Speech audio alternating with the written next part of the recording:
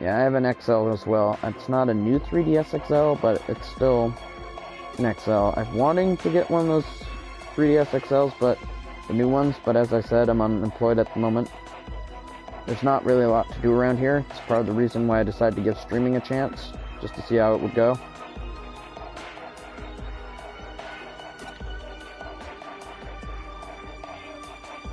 So I'm going to be doing this for the Nintendo NX. I'm not sure what I expect from it. There's rumors going around that it's going to be a console handheld hybrid. But they've also gone on to say that it's not going to replace, say, the Wii U or the 3DS. So I'm kind of waiting to see how it goes before I make up my mind. I'll probably still end up getting it anyway. If it's just like a regular console sort of thing, you buy games, put it on, go from there.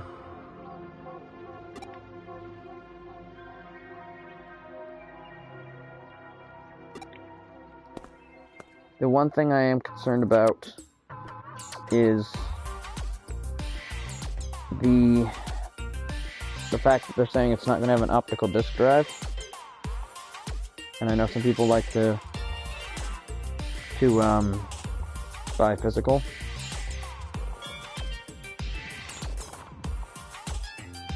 Twizzy, that last message you sent. There, it's just showing... Oh, there it goes. Now it's popping up. Okay, it just took a while to run the emote.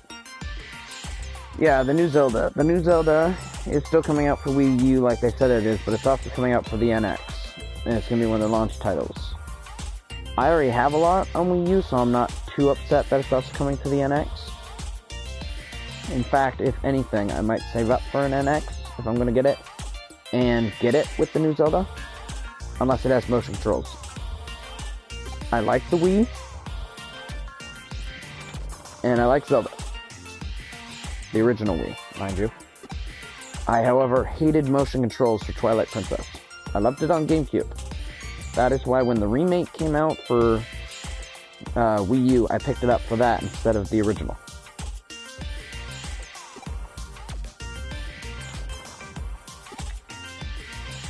I do like Zeldas, though there are some that drive me right up the wall. I have Majora's Mask Remake on 3DS, because it was a little complicated for me when I played it initially as a kid. Well, not so much as a kid, but as a younger person.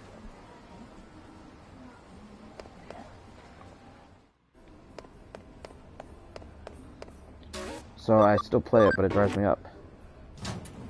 No, my first 3DS was just a teal one that my parents got me for Christmas because my original DS, before they went and did the whole 3DS, was teal, so they decided, hey, we'd get it, it's the same color.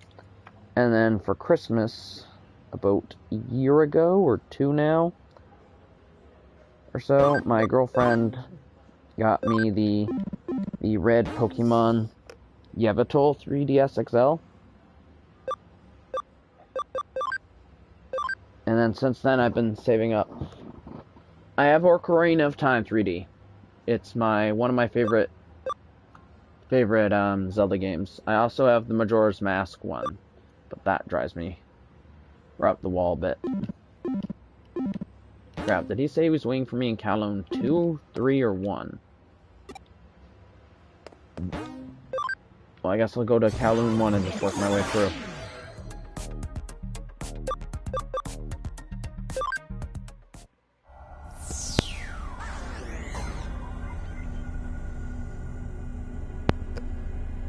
Yes, Link Between Worlds was good.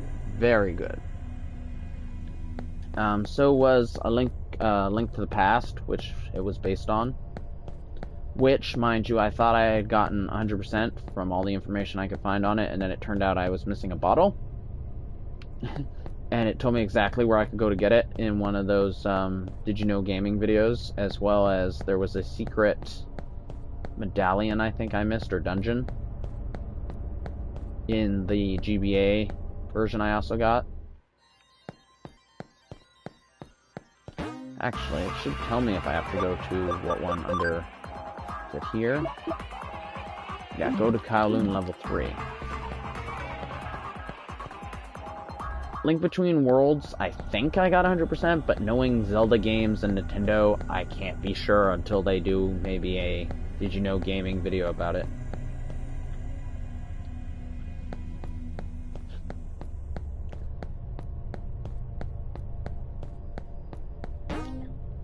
First sword you'll ever get gold. What was it? I've had swords in other games that are literally made of fire, so... Gold isn't too impressive, though I know it is generally the powered-up one in Zelda games.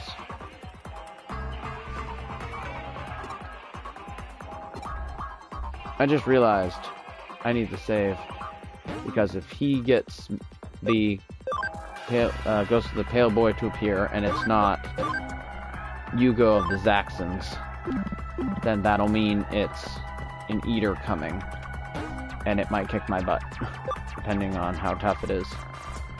I do have a pretty strong party at the moment, though, so I'm not too... Ooh, he's almost done.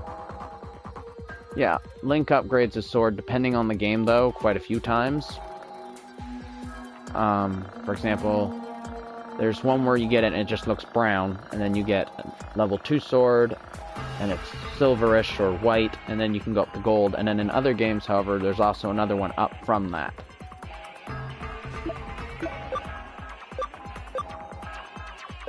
I got a few Digimon. Tyrannomon and Repamon are close to Digivolving, as is Wormmon, but it'll still take me a while. Oh, they're blocking off the path I don't have to go. Now, just because we're approaching the 3-minute mark, I usually only do 3-hour streams at a time per day. However, if something becomes popular enough, I will strongly consider increasing the time. However, just know if I do so, I will have to take a lunch break in between.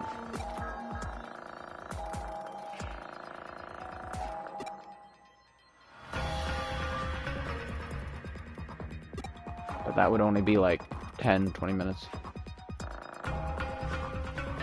Dog one looks like Suicune. Oh, my Repamon, yeah. I've actually been in kind of a hurry to get rid of Repamon and Digivolve it, simply because its stats, compared to everything else, it doesn't necessarily have a strong offensive stat, which means its damage is very often lackluster, but its speed is, well, really high. So, generally, even boss fights, it can get 2 moves in before the boss gets 1. At least at a decent level.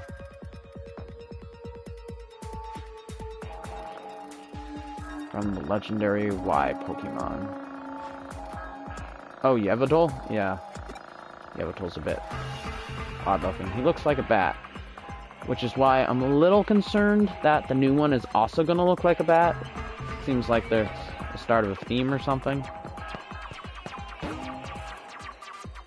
Which wouldn't necessarily be too bad, because you get the people for like Pokemon and Digimon stuff and other things that get on their case about, oh, it's too predictable. And then you get on the other guys who are like, if you go the other way where it's too unpredictable, and they start feeling like it's just whipping them around back and forth.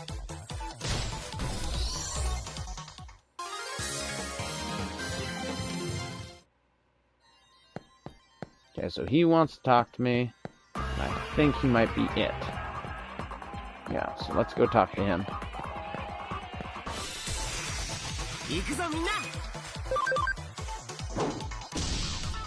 I can see what's his name, the guy I'm trying to help here, not get any sort of money, because he'll end up taking a photo of Yugo of the Zaxxons,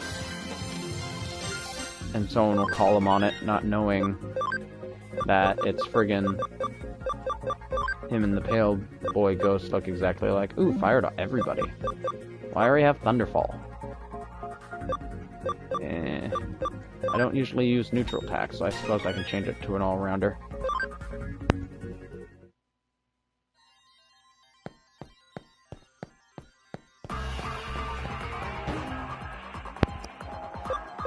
But yeah, as I've said, I'm generally a big Monster Hunter fan.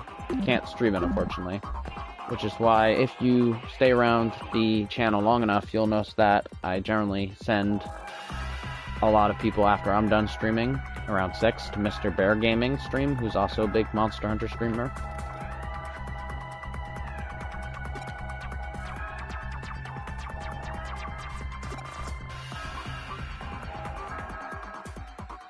And that's where I usually send people. I do, however, send people to generally anyone who I follow myself. I don't know if there's going to be anyone left on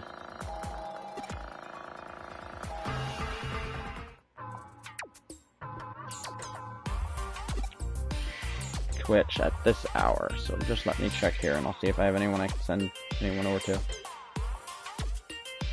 I have Geek and Sundry, who I generally only watch for their D&D stuff occasionally. And then there's Holly Nua, who's streaming Civilization, who I might send everyone over to. Because Geek and Sundry is just streaming creative, which is one of the things I don't get. Because as far as I know, in order to... Yeah, that's usual. Generally, the later it gets, and on Sundays, my stream tends to chop off. Usually it's just one every once in a while. I do share it up to YouTube though, so I can't drop the quality at all just because nobody's here.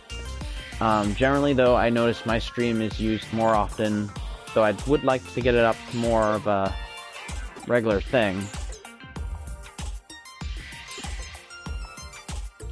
Generally, people tend to use my stream more as a drop-off. They'll watch their main streamers, and then either when it starts getting too late or their streamers come back online, they'll hop over.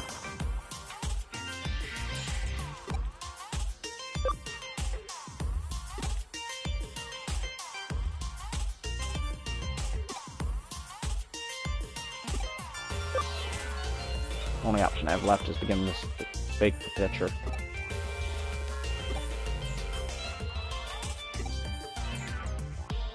That stupid old man should be easy to trick.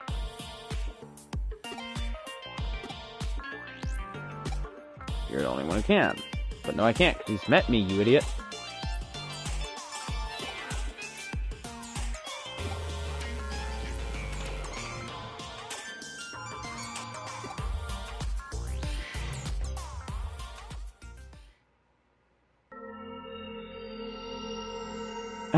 And he shows up as we're faking.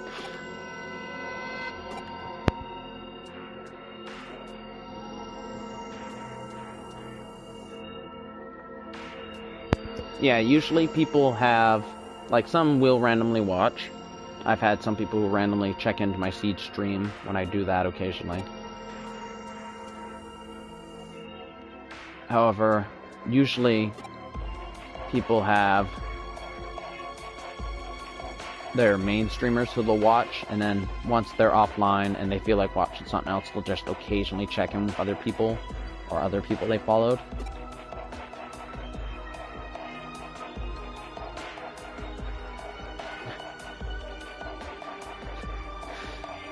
Yeah, I was gonna stream it earlier, but my brother wouldn't let me get his copy of the game because I couldn't afford it myself until after he had beaten it. Oh my god, that picture.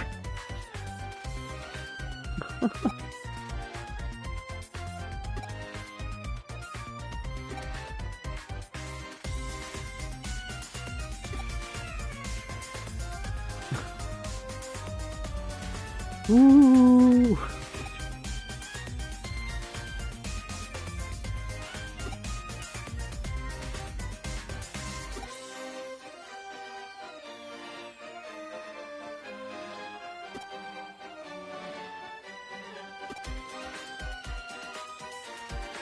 I do play Digimon Cyber Sleuth almost every day. It's my go-to stream. The main reason for that is because it has, as you can see, the HUD. I have the little title in the background, it has the timer and the thing on the right. My Xbox One ones don't,